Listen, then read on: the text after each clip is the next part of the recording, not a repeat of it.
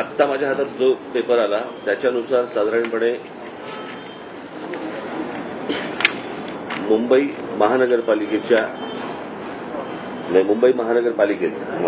मुंबई शहरात साधारणपणे 4136 शिक्षकांना निवडणुकीच्या कामासाठी म्हणून बाहेर काढण्यात येते.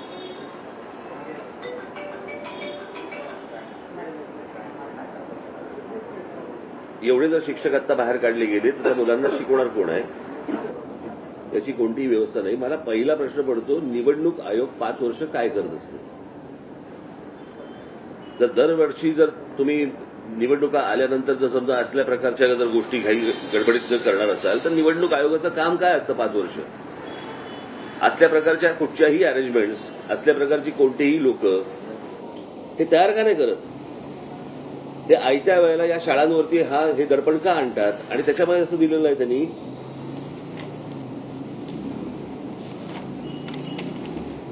हे वाक्य सगळ्यात महत्वाचं आहे, जिल्हाधिकाऱ्यांचं आणि ह्यांचं कोण तुमचे निवडणूक आयोग आणि महानगरपालिका आयुक्त, सर्व निरीक्षक, शाळा प्रशासकीय अधिकारी, अधीक्षक हे सगळे शाळांमधले उपशिक्षणाधिकारी यांनी सोबतच्या येथील कर्मचाऱ्यांना सदर हे आदेश अवगत होतील व त्यानुसार संबंधित कर्मचारी उद्या 10 वाजता संबंधित निवडणूक कार्यालयात हजर होतील याची दक्षता घ्यावी, अन्यथा संपूर्ण जबाबदारी आपली राहील. नमूद मतदारसंघाच्या निवडणूक कार्यालयाच्या 10 वाजता हजर व्हावे. हजर न होणाऱ्या कर्मचाऱ्यांवरती शिस्तभंगाची कारवाई करण्यात येईल. या शिक्षकांवरती शिस्तभंगाची कारवाई सरकार करणार. मला असं वाटतं की हे निवडणूक आयोगावरती शिस्तभंगाची कारवाई का नाही करत? निवडणूक आयोग 5 वर्ष काय करत असतो? या देशात निवडणुका येणार हे काय माहीत नव्हतं का? अचानक निवडणुका आल्यात का? जर निवडणुका दर 5 वर्षांनंतर येतात, लोकसभेच्या येतात, विधानसभेच्या येतात, तुमच्या महानगरपालिकेच्या येतात, तुमची यंत्रणा तयार नको का? दर वेळेला आपलं काहीतरी नवीन बाहेर काढायचं आणि वाद निर्माण करायचे, ह्याची काय आवश्यकता आहे का? आता हे ओझं त्या मुलांचा काय दोष? आणि शिक्षक हे काय म्हणजे यांच्या निवडणुकीच्या कामं करण्यासाठी म्हणून आलेत का? शिक्षक हे विद्यार्थ्यांना शिकवण्यासाठी आलेत.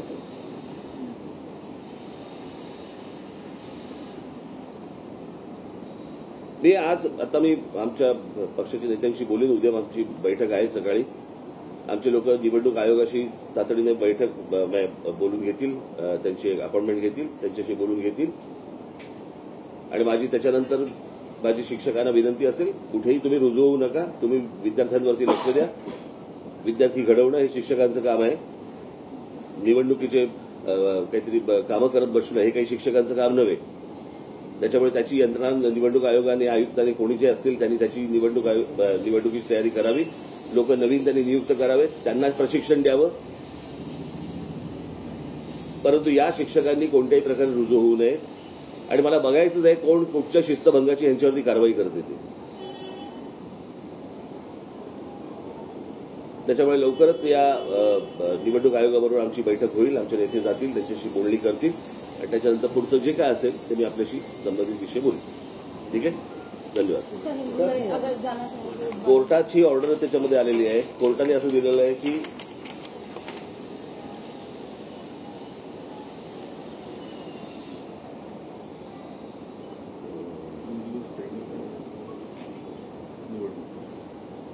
निवडणुकीसाठी म्हणून ह्यांनी जो अर्ज केलेला आहे या लोकांनी निवडणूक आयोगाने, त्याच्यामध्ये कोर्टाने असं सांगितलेलं की 3 दिवस ट्रेनिंगसाठी आणि 2 दिवस पोलिंगसाठी एवढंच फक्त आम्ही परवानगी देऊ, अन्यथा बाकीची परवानगी दिली जाणार नाही. म्हणजे कोर्टाचा पण आदेश आहे हा. पण हे आतापासून लोकांना सांगतात की रुजू व्हा आणि 3-3 महिने यांना पुढे शिक्षक यांना हवेत.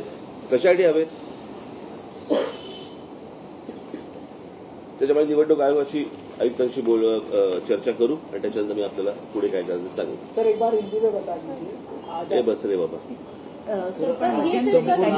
काही संघटनांनी याच मुद्द्यावरून ज्या शिक्षक संघटना आहेत मुंबईतल्या किंवा राज्यभरातल्या त्यांनी प्रयत्न केला की ते सगळे संघटित होतील, परंतु त्यांना असं कणखर नेतृत्व मिळालं नाही आणि त्यामुळे तो प्रश्न पुन्हा एकदा थंड. म्हणूनच आम्ही जाऊन विचारूच ना, निवडणूक आयोगाला विचारू की तुम्ही 5 वर्ष काय करता, निवडणूक आयोगाला असं काय काम असतं.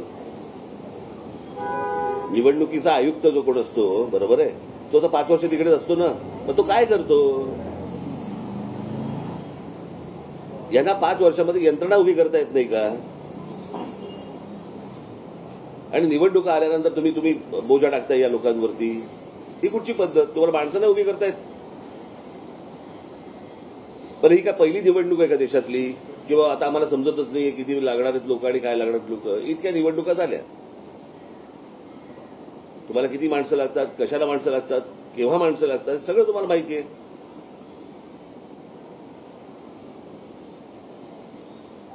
आणि कडक कारवाई केली जाईल. खरे मला असं वाटतं निवडणूक आयोगावरती कडक कारवाई केली पाहिजे. 5 वर्ष झोपा काढता आणि निवडणुकीच्या तोंडावरती जागे होता. आणि ते काम काय असतं ना.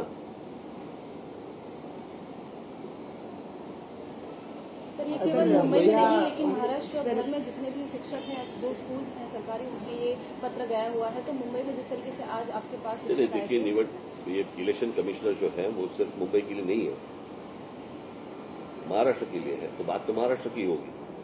मेरे हाथ में अभी जो पर्ची आई है वो मुंबई की है, लेकिन बाकी जगहों से भी वहां पे जो शिक्षक हैं उनको भी यही नोटिस गई होगी. तो सारी चीजों के बारे में बात होगी.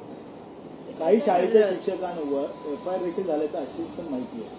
चेक करून मी सांगितलं. माझ्यापर्यंत आलेलं नाही, त्याच्यामुळे मी काही आता त्याच्यावरती बोलू शकतो. मसला जो चुनाव का है, क्या आप इन चुनाव में एनडीए में शामिल होने वाले ऐसी चर्चा ये क्या सही करें. माझा विषय वेगळा आहे.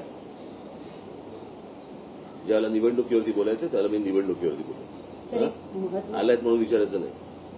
एक महत्वाचा मुद्दा उद्याच होणार आहे, महाराष्ट्राचा आहे म्हणून विचारते की विशेष अधिवेशन बोलवलेल्या आरक्षणाच्या संदर्भात 2 दिवसीय. त्यांनी काही होणार नाही. हा विषय राज्याचा नाहीच आहे. हा केंद्रातला विषय आहे, सुप्रीम कोर्टातला विषय आहे.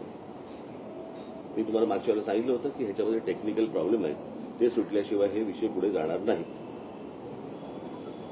हे सगळं झुलवलं जाते बरं का. यातनं हाताला काही लागणार नाही. मी त्या दिवशी त्यांच्या समोरच जाऊन सांगितलं होतं ना की होणार नाही म्हणून. बरोबर की नाही. ठीक आहे.